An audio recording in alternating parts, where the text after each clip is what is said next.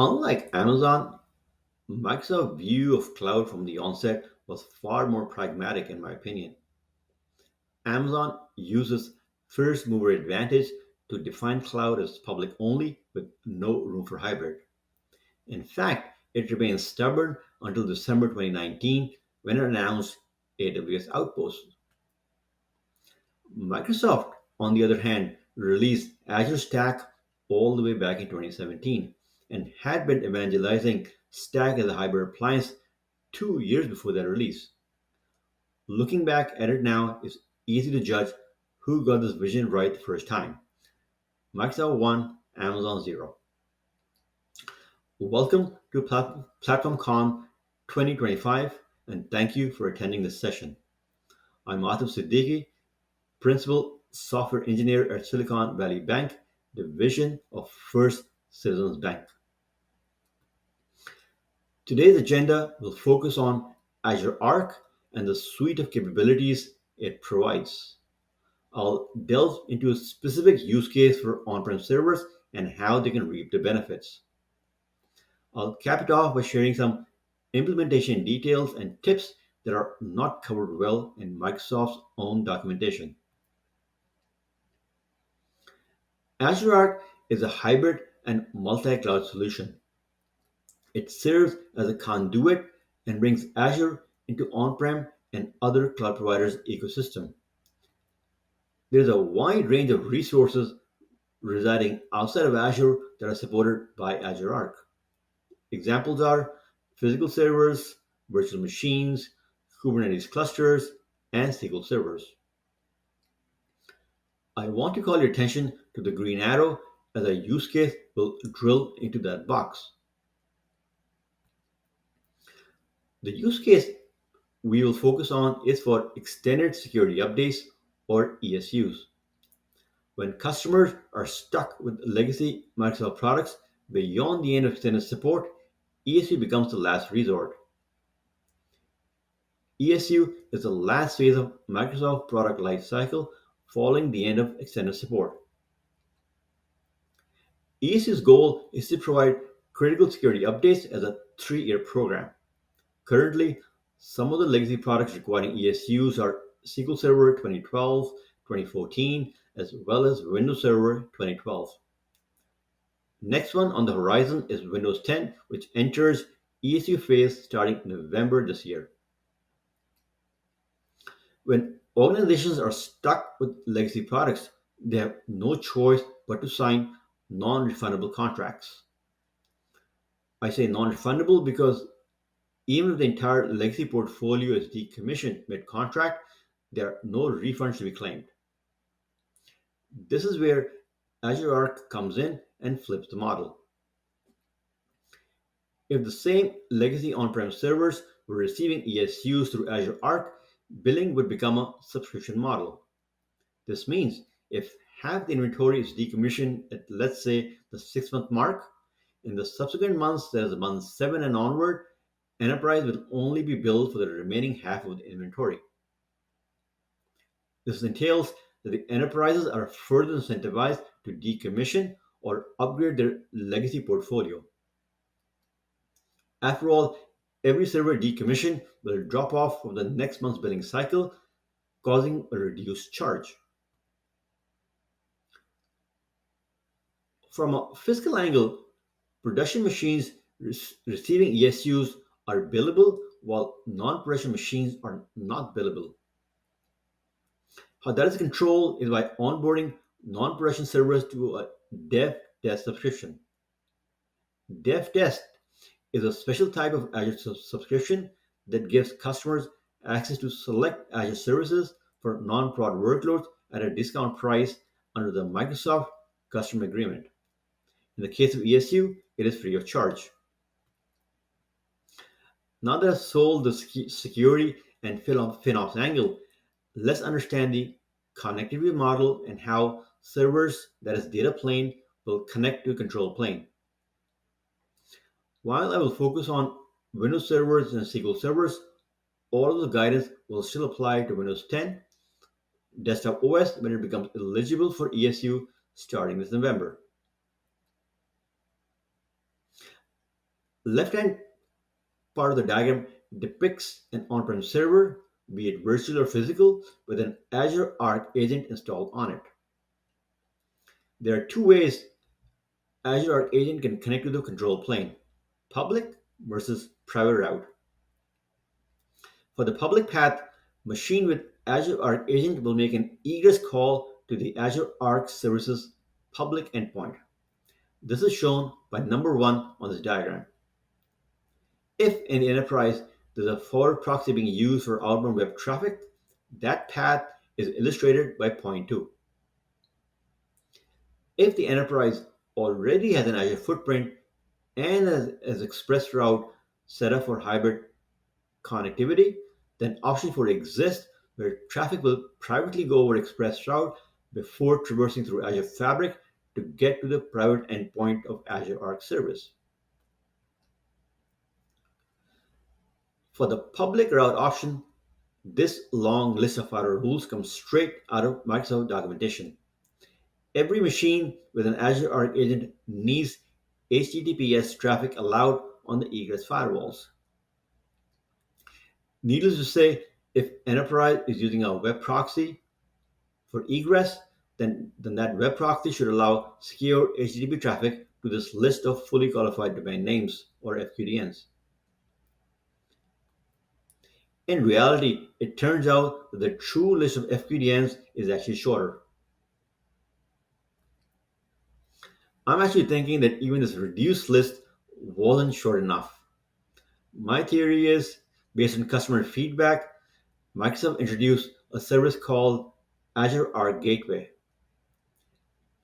This service is still in public preview as of this month. There are two key benefits with using Arc Gateway: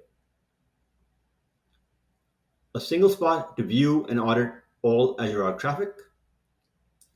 Secondly, for Windows, only 6 firewall rules are required, while for Linux servers, 7 firewall rules are required. On this table, the last entry applies only to Linux operating system. To perform server onboarding to Azure Arc, service principal needs to be provisioned that will authenticate to the control plane. This step is streamlined and can be done straight from Azure Portal or through CLI. It needs to be emphasized that this service principal is only used to onboard server to Azure Arc.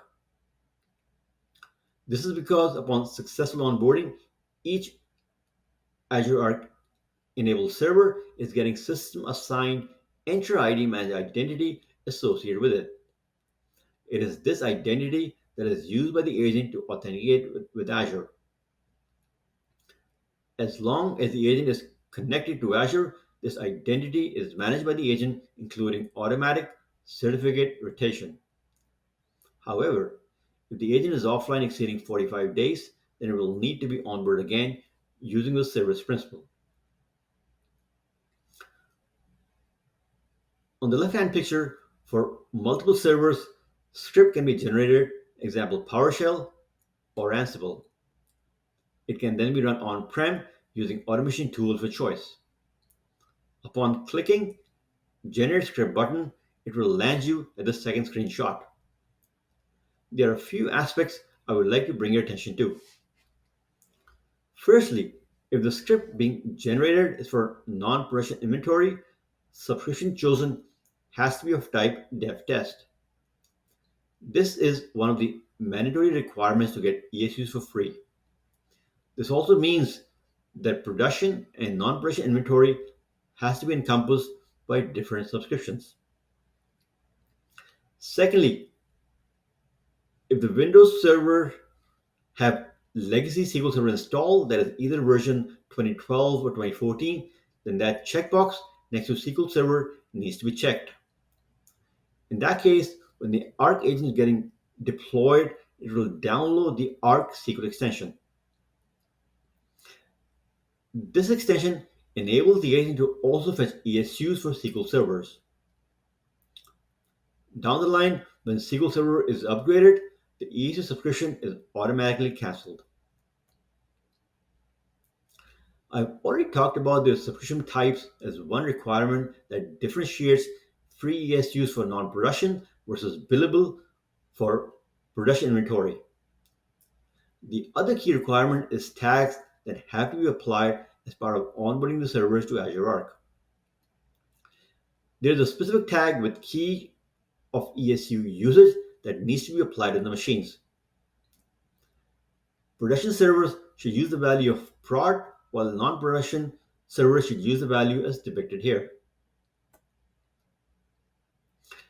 This is just a quick look to illustrate the various kind of scripts that can be generated along with deployment methods. The first option shown is with a script that generates PowerShell script. In the case of PowerShell, this is how the script looks like. There are two things I want to highlight. The first highlighted section is where the details for the service principal will need to be inserted. This is what will be used by Arc Agent to authenticate against Entra ID. The second highlighted section shows where web proxy URL will need to be added if in your organization outbound traffic goes through forward proxy. Even if you're not curious, I can guarantee the security office would want to know the metadata that is shared with control plane. This list is specifically for Arc agents on on-prem servers and include details such as IP, hardware, software information, etc. Something that may not be obvious is that billing model for virtual versus physical machines is different. Let's start with the VM first, which is a minimum billing of 8 cores. What that means is if a VM has 8 or less CPU cores, it is billed for 8 cores. However, a VM that has 8 or more cores, it will be billed on its actual core value. For example, a 24 core virtual machine will be charged for 24 cores with respect to ESU billing. In the case of physical machines, the threshold is higher. If a server has 16 or less CPU cores, it is billed for 16 cores. However, server that has 16 or more cores, it will be billed on its actual core value.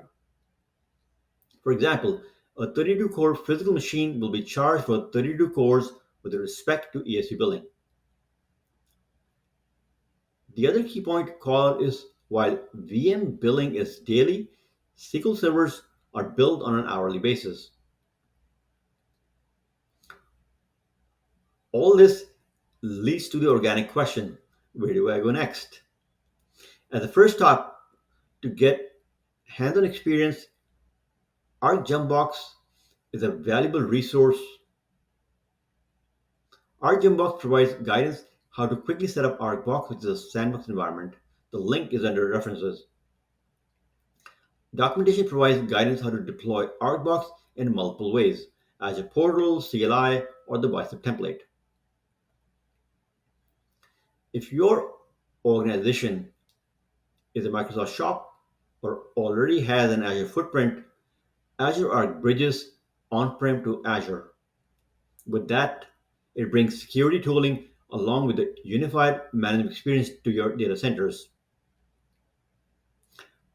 Looking ahead, the next product to consider would be the cloud security posture management tool called or CSPM called Defender for Cloud.